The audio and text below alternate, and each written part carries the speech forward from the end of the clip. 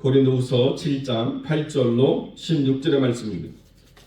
고린도후서 7장 8절로 16절의 말씀 우리 한 절씩 교독하도록 하겠습니다.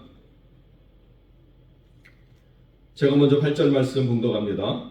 그러므로 내가 편지로 너희를 근심하게 한 것을 후회하였으나 지금은 후회하지 아니함은 그 편지가 너희로 잠시만 근심하게 한 줄을 알미라.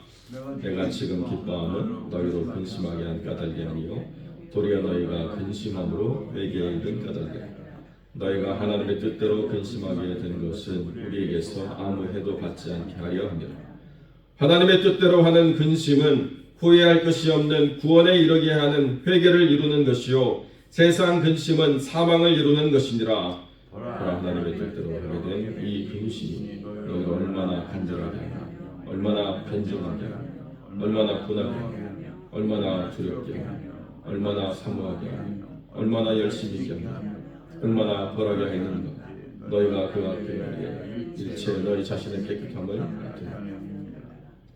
그런즉 내가 너희에게 쓴 것은 그 불의를 행하는 자를 위한 것도 아니요 그 불의를 당한 자를 위한 것도 아니요 오직 우리를 위한 너희의 간절함이 하나님 앞에서 너희에게 나타나게 하려 함이로라.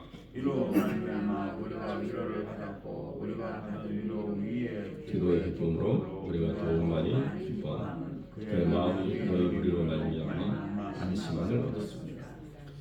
내가 그에게 너희를 위하여 자랑한 것이 있더라도 부끄럽지 아니하니 우리가 너희에게 이른 말이 다 참된 것 같이 디도 앞에서 우리가 자랑한 것도 참되게 되었도다.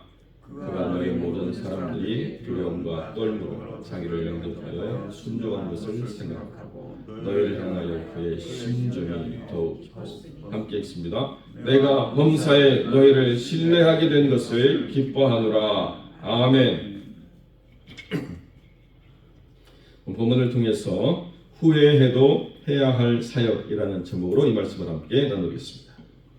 오늘 본문의 말씀은 바울이 드로아에서 디도를 기다렸지만 마게도냐로 갈 수밖에 없었던 상황들을 배경으로 하고 있습니다. 드로아에서 디도를 기다리면서 고린도 교회에 전달한 그 모든 메시지와 또 고린도 교회로부터 디도가 가져올 메시지들을 기대하면서 드로아에서 머물고 있었는데 그 일이 지체되는 것이 바울에게 굉장히 큰 후회와 낭망이 되었던 것이죠. 그래서 드로아의 복음의 문이 열렸음에도 불구하고 그 하나님의 사역에 집중할 수 없었기 때문에 어쩔 수 없이 마게도냐로 내려오게 되었습니다. 마게도냐로 내려왔는데도 안팎으로 굉장히 힘든 시간들을 보냈다는 거예요. 그런데 디도가 마게도냐까지 내려와서 전하는 그 소식이 진정한 위로가 되고 참 기쁨이 되었다라고 하는 것을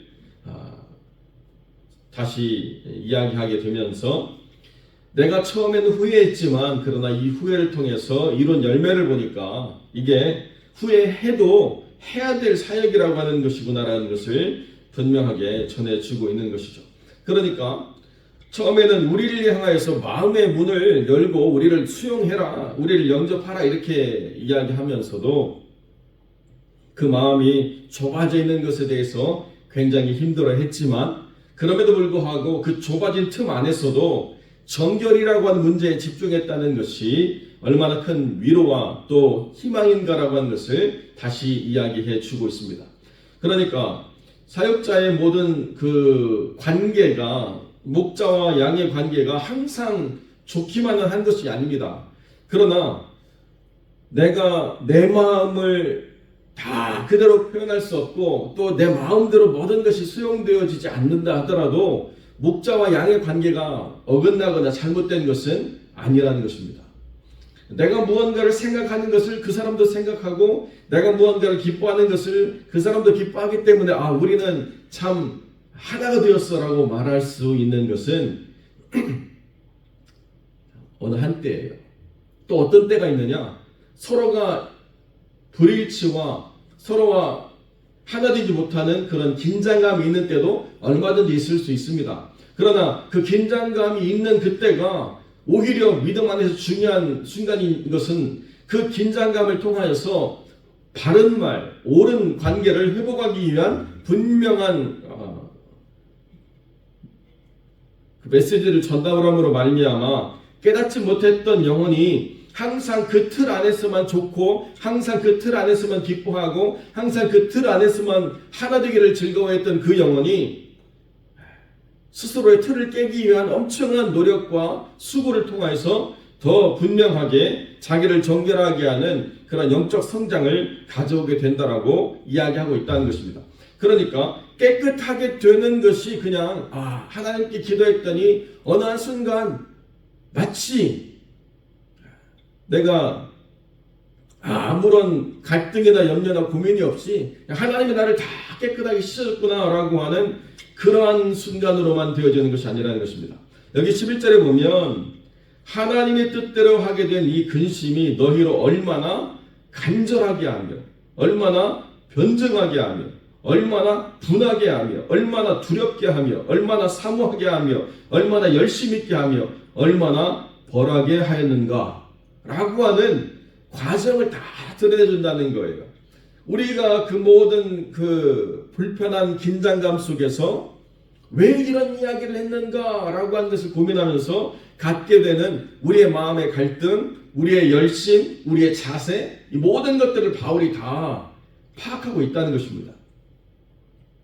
그러니까 그렇게 믿음 안에서 책망을 하되 책망을 받고 떠나가는 영혼이 될까봐 염려하고 근심하지만 그러나 책망을 통해서 더 분명하게 자기를 세워가고 더 명확하게 믿음을 드러내려고 하는 영적인 치열함이 있다는 것이 바울에게 있어서는 내가 정말 가치 있는 사역을 하고 있구나라고 하는 것을 확인하게 하는 중요한 과정이 되었다는 것입니다. 그러니까 세상 근심으로 우리가 염려하고 괴로워하는 게 아니라 하나님 안에서 무언가 불편함과 또 근심을 가지고 우리가 씨름하게 될 때에 이 문제를 해결하기 위한 간절함이 있는 거예요. 그리고 이 문제가 어떻게 나에게 수용되는가 받아들여지는가에 대한 치열한 논리적인 싸움이 있다는 것입니다. 변증이라는 게 그런 거예요. 내가 옳은가 하나님이 옳은가 내가 옳은가 나에게 이 말씀을 전한 목자가 옳은가를 가지고 계속 내 마음 가운데 다투고 변론하는 그런 과정이 있다는 것입니다. 그 말이 옳아? 그 상황이 맞아? 그렇게 해야 되겠어? 라고 하는 것들을 가지고 우리가 계속 상황을 생각하면서 반복적으로 옳고 그른가를 계속 따져보게 되어 있다는 거예요. 그게 변증이죠. 그러다 보면 마음에 기쁨만 있는 게 아니에요. 뭐가 있습니까? 이런 상황으로 나를 몰고 간 그 모든 것들에 대해서 분함이 있어요. 아니 이렇게까지 할 일이야? 라고 분한 마음도 드는 것이 사실이라는 것입니다. 또한 반면에 이 모든 상황이 나에게 주는 두려움이 있어요. 사람들의 시각, 또 평가, 하나님 앞에서 이 일이 어떻게 될 것인가에 대한 그런 생각들, 그 모든 것들이 나로 하여금 더 치열하게 이 문제를 깨끗하게 정리해야 되겠다라고 하는 생각으로 이끌어가게 된다는 것입니다. 그리고 하나님의 은혜를 사모하게 되고요. 이 모든 것에 옳지 않았던 것들을 분명하게 벌하는 선한 양심이 더 분명하게 부각되고 살아나는 일들을 우리가 감당하게 된다는 것입니다. 그러니까 우리가 그냥 그 상태에 머무르 있으면 안정감은 있죠. 아무런 불편함은 없습니다. 그러나 그 영적인 성장을 추구하고자 하나님께서 그 틀에 머물지 말라고 말씀하시면서 그 틀에만 머무르지 말라고 하는 중요한 이유가 뭐냐? 완벽하게 보호받는 무결한 상태에서 계속 있는 것이 아니고 계속 영적으로 도전받고 오염되고 퇴보하고 무너져 있는데도 나는 여전히 그런 생각의 틀 안에 있을 뿐이지 그런 영적 상태를 유지하는 힘은 계속 빠져나가기 때문에 아니라고 주님이 말씀하신다는 거예요. 마치 풍선에 불어넣은 공기 같아요.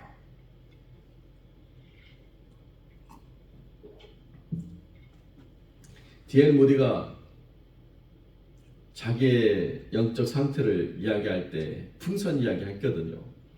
성령의 충만함이 있어가지고 막 붕붕 뜨는 것 같은데 다음날 보면 쭉 빠져가지고 바닥에 기어다니는 자기의 영적 상태라고. 그러니까 사랑하는 성도 여러분, 그냥 아무런 불편함 없이 아무런 부딪히는 말 없이 좋은 것이 좋은 것이다라고 생각하면서 가는 이 관계는 사실은 건강한 관계가 아니라는 것입니다.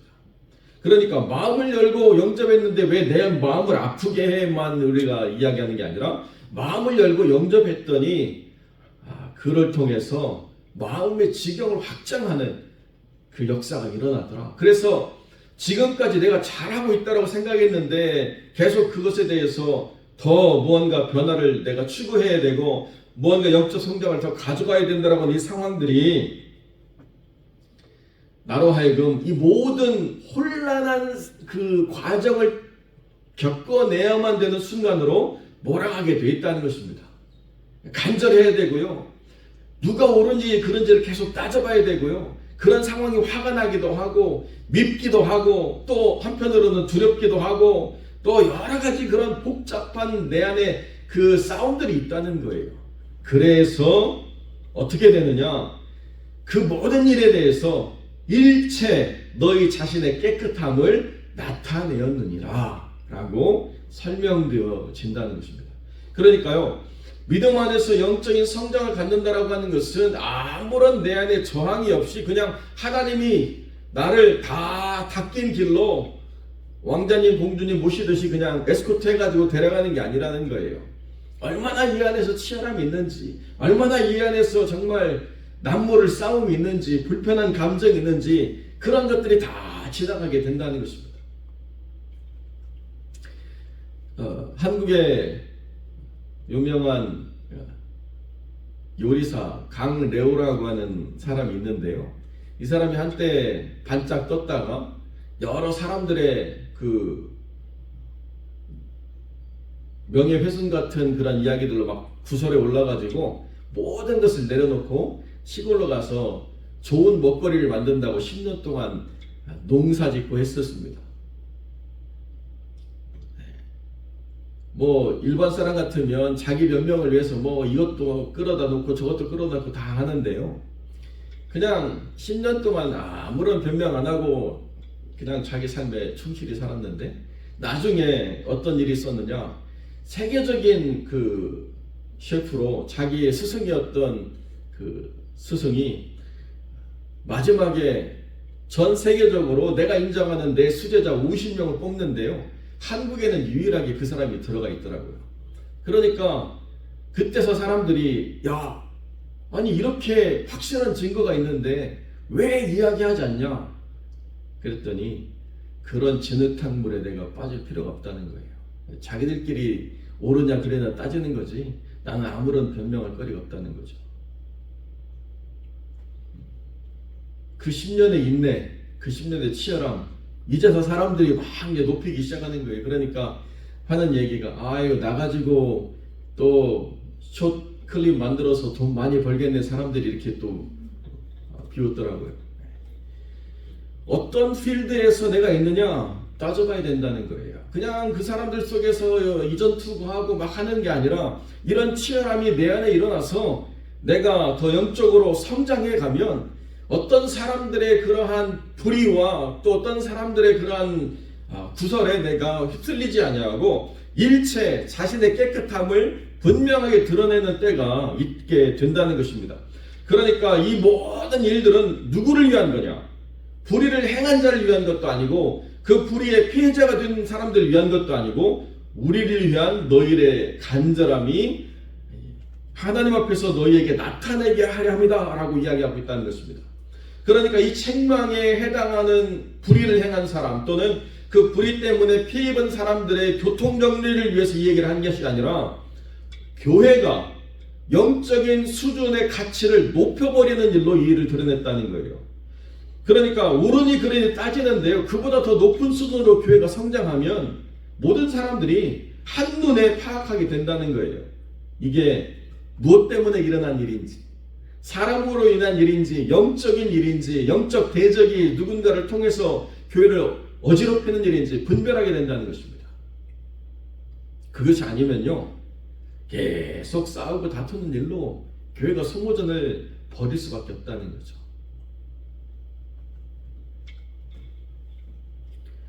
그런 영적인 오염에 한번 교회가 빠지면요 교회 안에 기쁨이 없습니다. 교회 안에 다툼과 분열만 가득한 거예요. 그러니까 바울이 그 성도들 사이에서 교회 전체를 비판함으로 말미암아서 교회 전체가 정결함을 드러내고 수준을 높이게 되니까요 모든 사람이 다 위로를 받고 모든 문제가 다 정결해지는 역사가 일어나게 된다는 것입니다.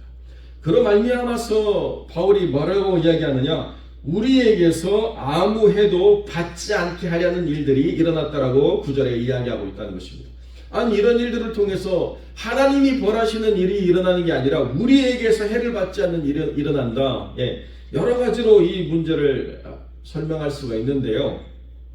첫째로는 우리 때문에 부당한 어떤 불편한 일을 겪는 일이 일어나지 않게 되었다라고 이야기할 수 있는 것이고, 좀 더 영적으로 깊이 이야기하면 그로 말미암아서 바울이 이 문제를 하나님 앞에서 판단하시라고 할 때에 바울을 통하여서 하나님이 그 신원하시는 하나님께서 개입하셔가지고 판단하심으로 말미암아 심판이 드러나서 많은 사람들이 큰 어려움에 처하는 그런 일들을 겪지 않게 된다라고 이야기하고 있다는 거죠. 그러니까 바울이 자기 사명만 이야기하는 것이 아니라 그 사명에 맡기신 하나님의 권위도 이야기하고 있다는 것입니다.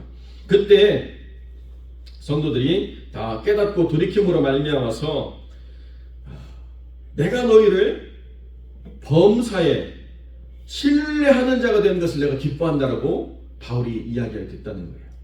그러니까 그냥 정결하게 된 것으로 끝나는 게 아니고 이제 정말 이 교회가 믿을 만한 상태가 되었다는 거예요. 교회가 믿을 만한 상태가 되었다라고 하는 것이 얼마나 중요하냐. 신뢰를 통하여서 영적인 성장을 더 기대할 수 있고, 신뢰를 통하여서 하나님 나라의 사역을 더 기대할 수 있고, 이 신뢰를 통하여서 잃어버린 영혼들을 주께로 돌이키게 하는 역사에 사용되어질 수 있는 교회가 되는 자격을 얻는 것입니다.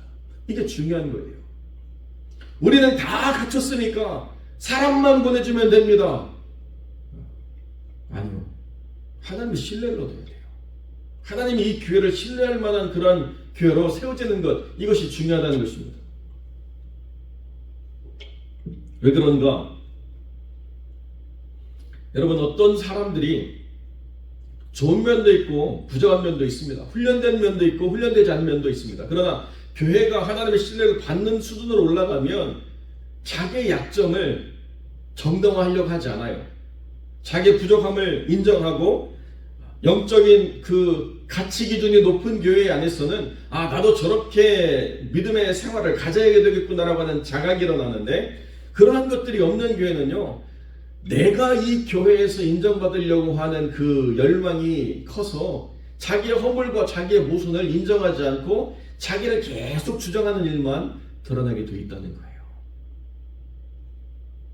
이것이 요즘 교회를 힘들게 하는 일들이죠. 그러니까 사도 바울이 교회의 기준을 높이는 일들을 통하여서 하나님의 신뢰를 받는 교회로 이끌어감으로 말미암아서 어떤 영혼이 교회 안으로 들어온다 하더라도 자기를 주장하지 않고 자기보다 더 우월한 이 교회의 기준 앞에서 겸손하게 순종하려고 하는 자를 만들어가는 교회가 되는 것, 이것이 하나님이 기대하시는 교회의 성장의 원리라는 것입니다. 그러면요, 그 사람이 얼마나 어떤 일을 잘하는가, 그 사람이 얼마나 재력이 있는가, 그 사람이 얼마나 젊음이 있는가, 그 사람이 얼마나 학식이 있는가, 자격이 있는가, 다 필요가 없는 거예요. 뭐만 있어요? 그 사람이 얼마나 자기를 깨끗게 하려고 하는 믿음의 사람인가, 이게 있다는 거예요. 그게 서면 교회는 하나님의 신뢰를 받는 교회로 든든하게 서갈 수 있습니다. 그게 아니면요, 내가 오르니 네가 그러니, 내가 높으니 네가 높으니 가지고 계속 싸우는 일밖에 없는 그런 수준 낮은 모습으로 소모적인 일들만 하는 교회가 될 수밖에 없다는 것입니다.